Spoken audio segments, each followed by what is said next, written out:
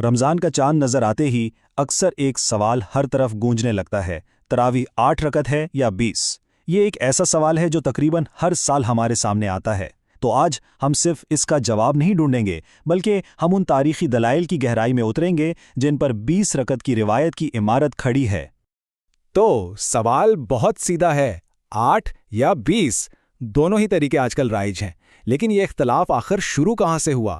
چلیے ہم کلاسیکی ذرائع کا جائزہ لیتے ہیں اور یہ دیکھتے ہیں کہ 20 رکعت کی روایت کی جڑیں تاریخ میں اصل میں کتنی گہری ہیں۔ اچھا، اس سوال کو ٹھیک سے سمجھنے کے لیے ہم ایک طرح کا تاریخی سفر کریں گے۔ ہم شروعات کریں گے نبی اکرم صلی اللہ علیہ وسلم کے دور سے، پھر دیکھیں گے کہ آپ صلی اللہ علیہ وسلم کے صحابہ نے اس عمل کو کیسے جاری رکھا، اور آخر میں علماء کے اتفاق اور صدیوں پرانے عمل پر ایک نظر ڈالیں گے۔ تو چلیں پہلا قدم اٹھاتے ہیں۔ ہماری اس تحقیق کا جو نقطہ آغاز ہے وہ ہیں وہ روایات جو براہ راست نبی اکرم صلی اللہ علیہ وسلم سے منسوب کی جاتی ہیں۔ اچھا، آگے بڑھنے سے پہلے ایک بہت اہم اصطلاح سمجھنا ضروری ہے، مرفوع حدیث۔ اس کا سیدھا سا مطلب ہے کوئی بھی بات، کوئی بھی کام یا کوئی خاموش اجازت جو براہ راست نبی اکرم صلی اللہ علیہ وسلم کی طرف منسوب ہو۔ یہی وہ بنیاد ہے جس پر دلائل کی پوری عمارت کھڑی کی جاتی ہے۔ اور یہیں پر ہمیں پہلی اور سب سے واضح دلیل ملتی ہے۔ حضرت ابن عباس رضی اللہ عنہما سے نقل کی گئی یہ روایت صاف بتاتی ہے کہ نبی اکرم صلی اللہ علیہ وسلم رمضان میں 20 رکعت اور وتر پڑھا کرتے تھے۔ اسے 20 رکعت کے عمل کے لیے ایک بنیادی نبوی دلیل سمجھا جاتا ہے۔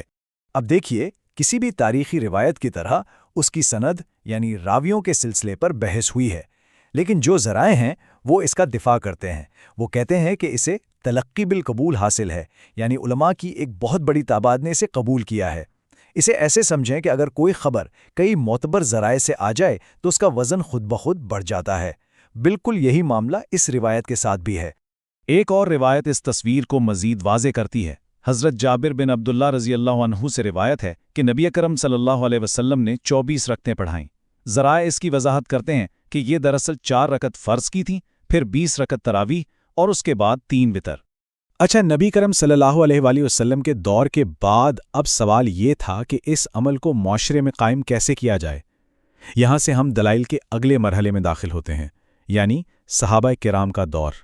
یہاں تاریخ ایک بہت اہم موڑ لیتی ہے۔ دوسرے خلیفہ حضرت عمر رضی اللہ عنہ نے ایک انقلابی قدم اٹھایا۔ انہوں نے مسلمانوں کو تراویح کے لیے ایک امام کے پیچھے باجماعت کھڑا کر دیا۔ بس اسی لمحے سے تراویح نے وہ اجتماعی شکل اختیار کی جو آج ہم سب دیکھتے ہیں۔ اور اس دور میں رکعتوں کی تعداد کیا تھی، اس کی ہمیں براہ راست گواہی ملتی ہے ایک صحابی حضرت صائب بن یزید سے۔ وہ بالکل واضح طور پر تصدیق کرتے ہیں کہ حضرت عمر رضی اللہ عنہ کے زمانے میں 20 رکعت ہی معمول تھا۔ یہاں جو بات سب سے اہم ہے نا، وہ ہے تسلسل۔ یہ عمل صرف حضرت عمر رضی اللہ عنہ تک محدود نہیں رہا۔ ان کے بعد حضرت عثمان اور پھر حضرت علی رضی اللہ عنہما کے ادوار میں بھی 20 رکعت کا یہی طریقہ چلتا رہا۔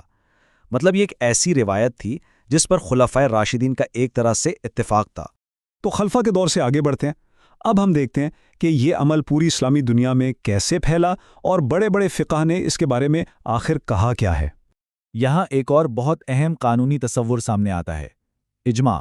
اس کا مطلب ہے علماء کا اتفاق رائے۔ اسلامی فقہ میں اسے ایک بہت ہی مضبوط دلیل مانا جاتا ہے، کیونکہ یہ سمجھا جاتا ہے کہ پوری امت کسی غلط بات پر متفق نہیں ہو سکتی۔ اور اس معاملے میں ایک بہت بڑے عالم ملا علی قاری کا ایک فیصلہ کن قول ملتا ہے۔ وہ لکھتے ہیں کہ خود نبی اکرم صلی اللہ علیہ وآلہ وسلم کے صحابہ کے درمیان اس بات پر اجماع یعنی مکمل اتفاق ہو گیا تھا کہ تراویح 20 رکعت ہے۔ اور یہ اتفاق صرف صحابہ تک ہی نہیں رہا۔ اسلام کے چاروں عظیم فقہی مکاتب فکر کے بانی امام ابو حنیفہ، امام شافعی اور امام احمد بن حنبل سب کے سب 20 رکعت پر متفق تھے۔ ہاں، امام مالک کا بھی ایک قول 20 رکعت کا ہی ہے جو اس عمل کی وسیع قبولیت کو ظاہر کرتا ہے۔ یہ تاریخی تسلسل صرف کتابوں کی بات نہیں تھی۔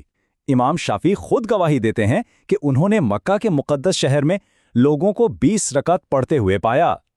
یہ صدیوں پرانے عمل کا ایک جیتا جاگتا ثبوت ہے۔ اچھا، اب تک ہم نے 20 رکعت کے دلائل دیکھے، لیکن ظاہر ہے ایک دوسرا موقف بھی ہے۔ تو 8 رکعت کا موقف کن دلائل پر مبنی ہے؟ چلیں اب ذرا ان روایات کا جائزہ لیتے ہیں اور دیکھتے ہیں کہ ذرائع ان کا تجزیہ کیسے کرتے ہیں۔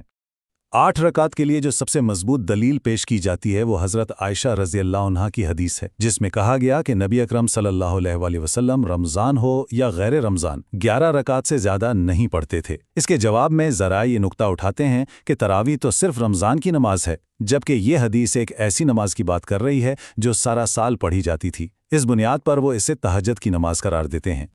ज़राए के मुताबिक कई इशारे इस तरफ तवज्जो दिलाते हैं कि ये हदीस तहज्जुद के बारे में है। पहली बात, ये सारा साल पढ़ी जाती थी। दूसरी बात, इसके पढ़ने का तरीका अलग बयान हुआ है। और तीसरी और शायद सबसे अहम बात, इमाम बुखारी जैसे बड़े मुहद्दिसीन ने खुद इस हदीस को तहज्जुद के बाब में रखा है, तरावी के बाब में नहीं। 8 रकत के लिए कुछ और रिवायात भी पेश की जाती हैं, लेकिन ज़राए के मुताबिक इनकी सनद यानी रावियों के सिलसिले में कुछ ऐसे नाम हैं जिन्हें मुहद्दिसीन ने काबिल एतबार नहीं समझा, और जब किसी रिवायत का रावी कमज़ोर हो तो उससे दलील लेना बहुत मुश्किल हो जाता है। तो इन तमाम दलाइल को सामने रखते हुए चलें एक हतमी खुलासा देखते हैं कि 20 रकात की रिवायत की बुनियाद आखिर किन सुतूनों पर खड़ी है। खुलासा यह है कि सबूत की बुनियाद कदम ब कदम बनती है। ये नबी अकरम सल्लल्लाहु अलैहि वसल्लम की रिवायात से शुरू होती है, फिर खलफाए राशिदीन के ज़रिए कायम होती है, सहाबा के इजमा से मजबूत होती है, और फिर सदियों तक उलमा और मुक़द्दस शहरों के मुसलसल अमल से इसकी तस्दीक होती रहती है। आखिर में इमाम अबू हनीफा का ये कौल जैसे पूरे मामले को समेट देता है। वो फरमाते हैं कि हज़रत उमर रज़ियल्लाहु अन्हु का अमल कोई नई चीज़ नहीं थी, बल्कि इसकी बुनियाद पहले से मौजूद नबवी रिवायत पर ही कायम थी। ये सारा तारीख़ी सफ़र हमें एक गहरे सवाल पर ला खड़ा करता है।